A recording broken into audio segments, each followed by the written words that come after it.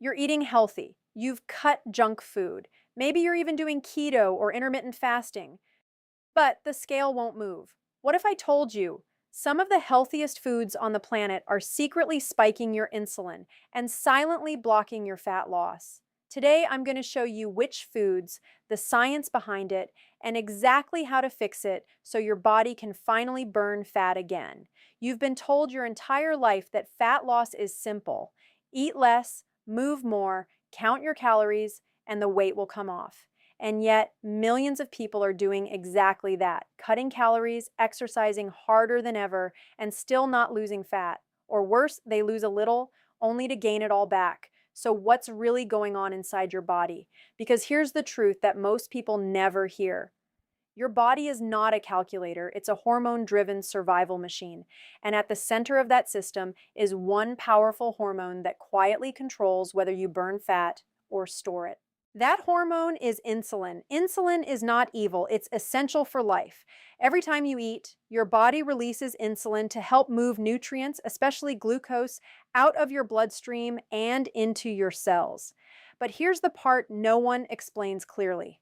Insulin doesn't just manage blood sugar, it also acts as a switch that determines whether your body is in fat burning mode or fat storing mode. And when insulin is elevated, even slightly, fat burning is turned off, not reduced, not slowed, turned off. This means you can be eating fewer calories, working out daily, doing everything right. But if your insulin levels stay high throughout the day, your body simply will not access its stored fat for energy. It can't. Biochemically, the pathway is blocked. Research in metabolic physiology has shown that insulin directly inhibits lipolysis, the process where your body breaks down stored fat into usable fuel. In simple terms, when insulin is present, your fat cells are locked. And until insulin drops, that fat stays exactly where it is. Now think about the modern lifestyle for a moment. Breakfast, snack, lunch, snack, dinner, maybe something sweet at night. From morning to night, insulin is being triggered over and over again. It never gets a chance to come down. Your body never gets a window to switch into fat burning mode. And this is where the frustration begins, because people start to believe something is wrong with them. They say, my metabolism is broken, but it's not broken. It's responding exactly the way it was designed to protect you. When insulin is high, your body receives a signal. Energy is abundant. Store it, save it, prepare for later. And when this signal happens repeatedly, day after day, your body becomes even more efficient at storing fat. Over time, cells become resistant to insulin, meaning your body has to produce even more of it to get the same job done. This condition, known as insulin resistance, is now one of the most common metabolic issues in the world. And it doesn't just affect weight, it's linked to conditions like type 2 diabetes, obesity, heart disease, and even cognitive decline. But long before those diseases show up, it quietly blocks your ability to lose fat. Here's where it gets even more surprising. Not all calories affect insulin the same way.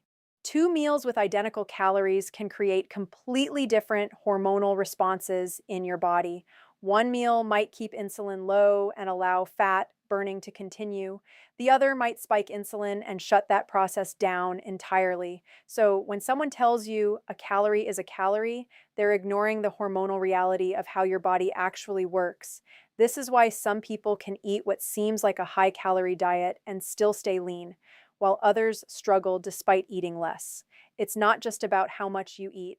It's about what your hormones are doing in response to what you eat. And insulin is leading that entire process. Now imagine this. Your body has two fuel systems. One runs on glucose, the sugar from the food you eat. The other runs on stored fat. But your body can't fully use both at the same time. It chooses based on insulin.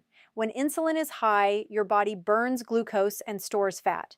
When insulin is low, your body burns fat and spares glucose. So if insulin never drops, your body never switches fuel sources. You stay stuck burning sugar, constantly needing more food, more snacks, more energy from outside, while your stored fat sits there untouched. This is why people feel hungry just a few hours after eating.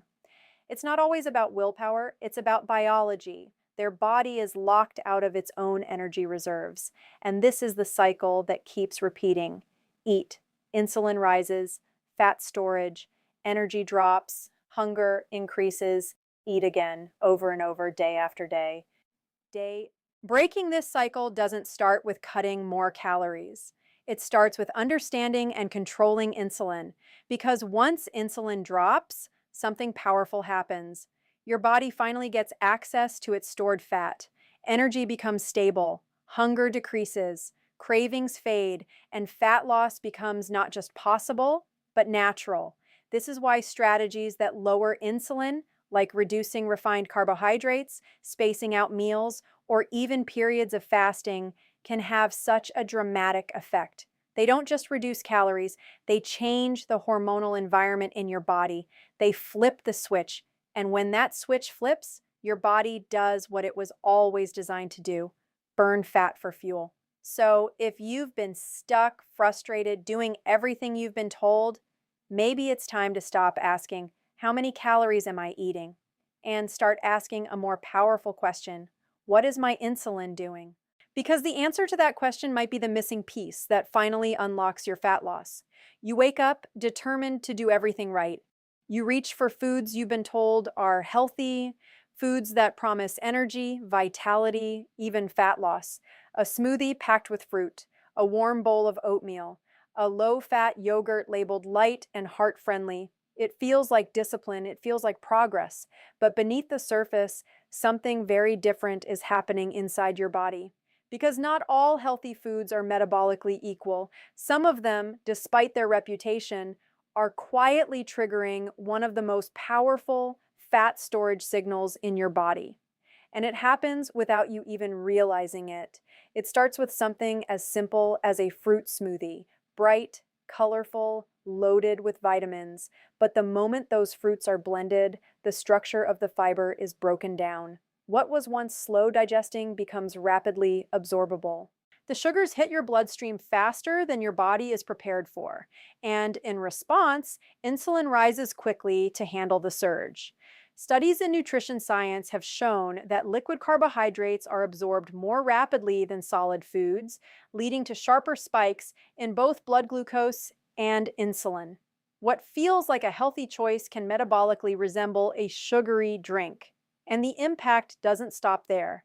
That sudden insulin spike sends a clear message: store energy, don't burn it. Fat oxidation slows down. Your body shifts away from burning stored fat and toward dealing with the incoming sugar.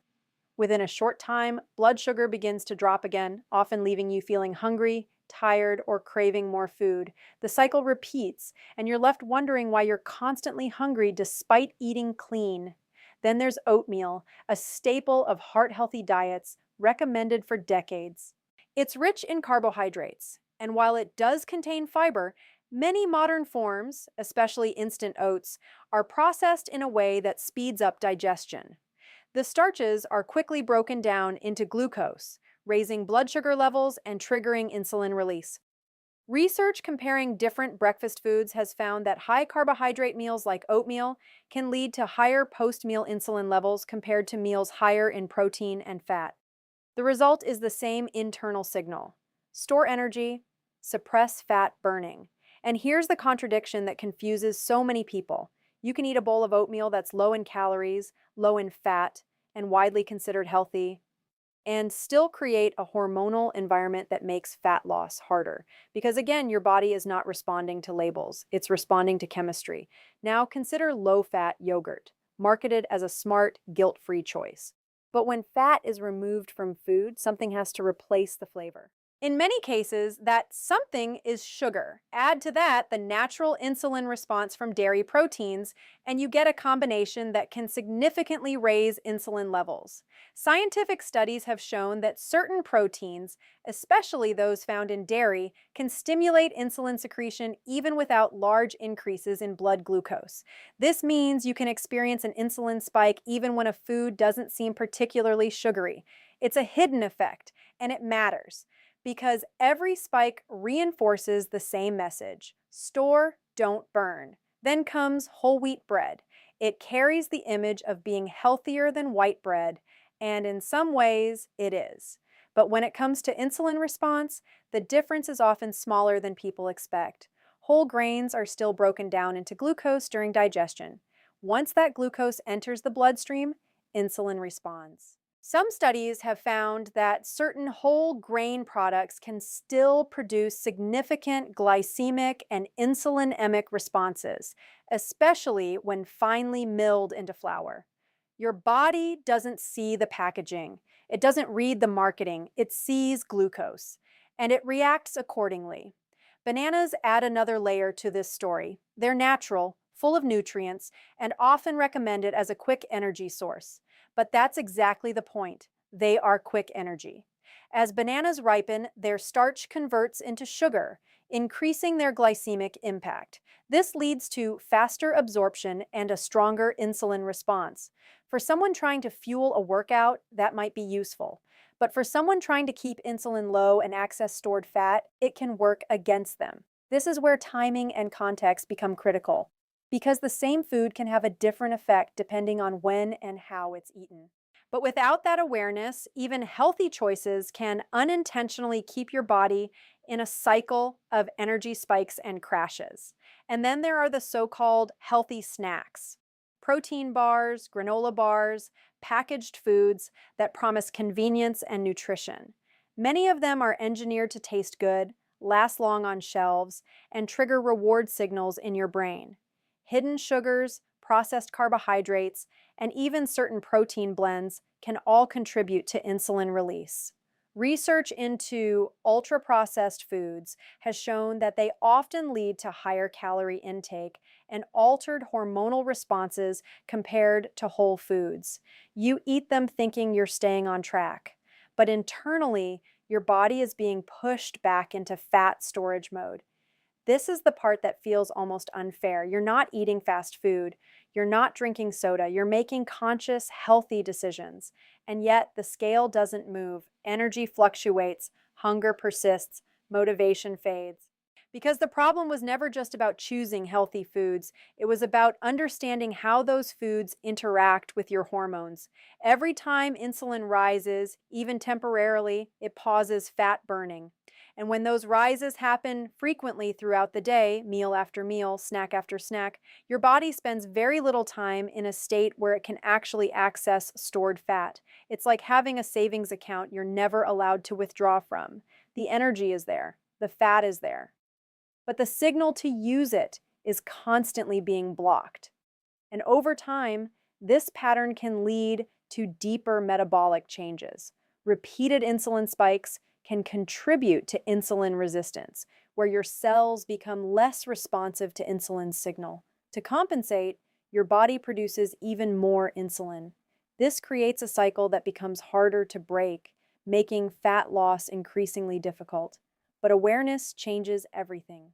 Because once you see what's happening beneath the surface, you can start making different choices, not based on labels, but based on how your body actually works. You begin to question not just whether a food is healthy, but whether it supports your goal. You start to notice how different foods affect your hunger, your energy, your cravings, and slowly you move from guessing to understanding. Because the truth is, these foods are not inherently bad. They have nutrients. They can be part of a balanced lifestyle.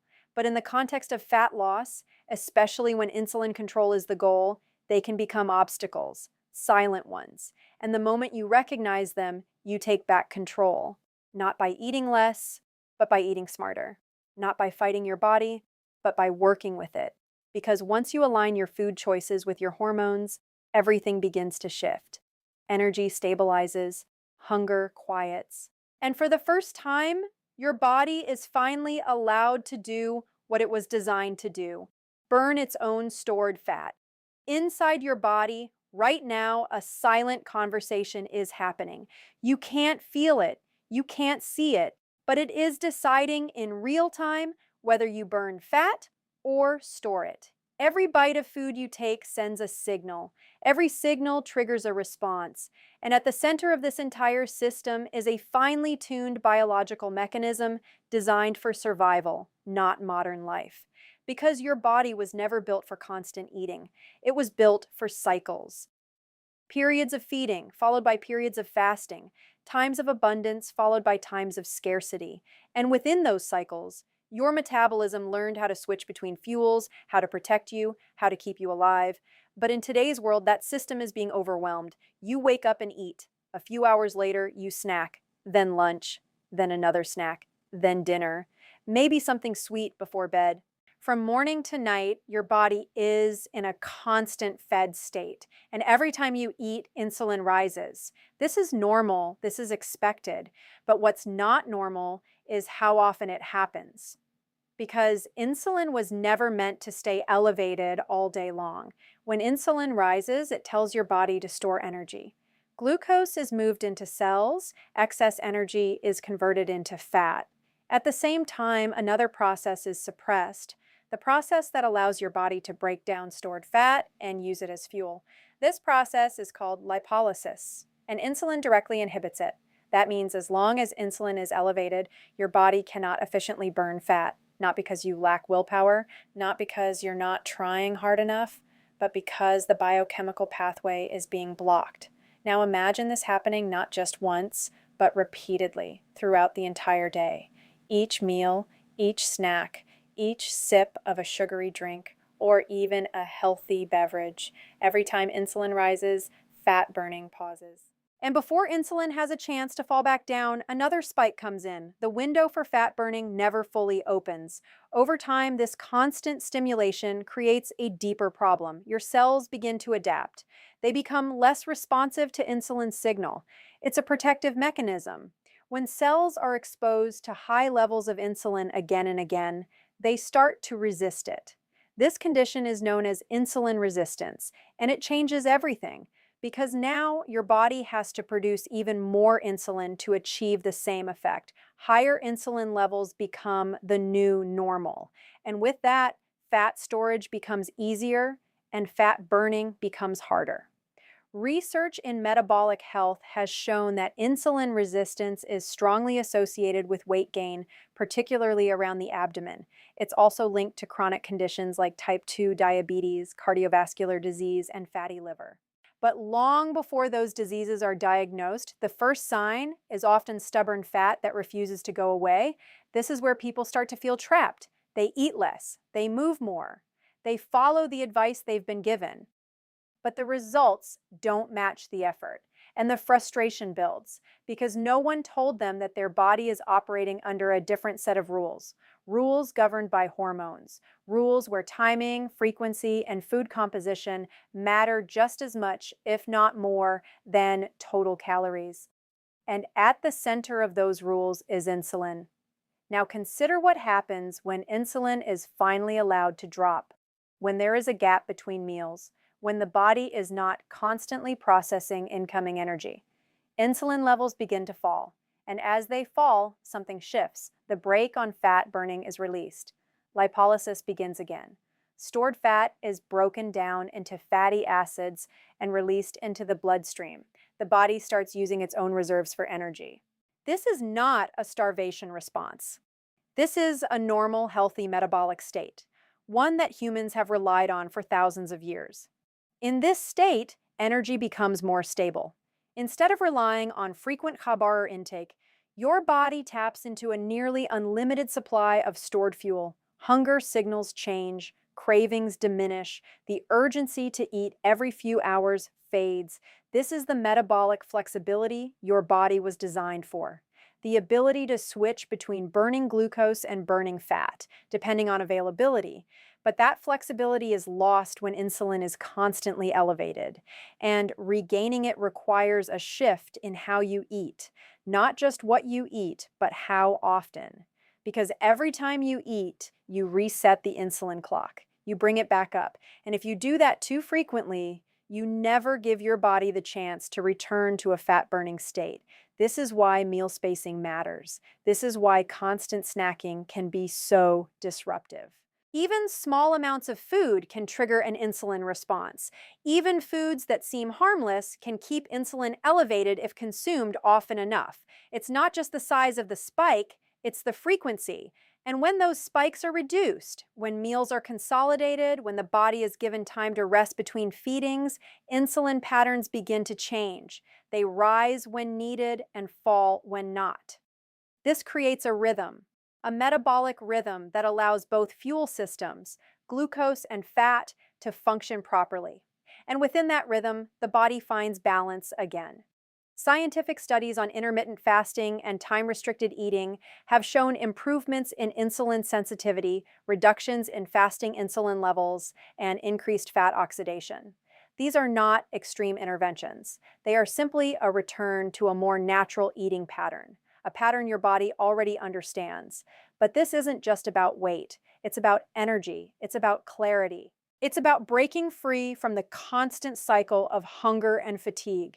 Because when your body is stuck in a high insulin state, it becomes dependent on external fuel. You need to eat to feel normal. You need sugar or carbohydrates to maintain energy. And when those levels drop, you feel it immediately. But when insulin is controlled, when your body can access its own fat stores, that dependency begins to fade.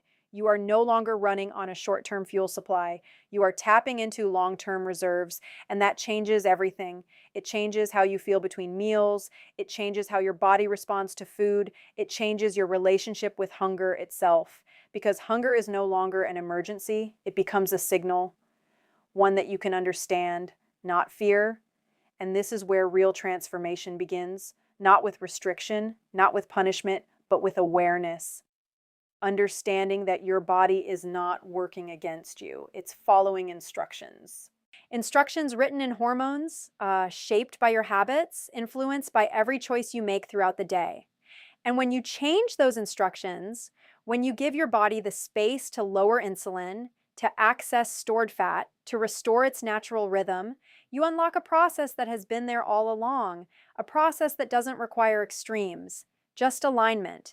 Because in the end, fat loss is not about fighting your body. It's about finally allowing it to do what it was designed to do: burn fat when the signal is right. The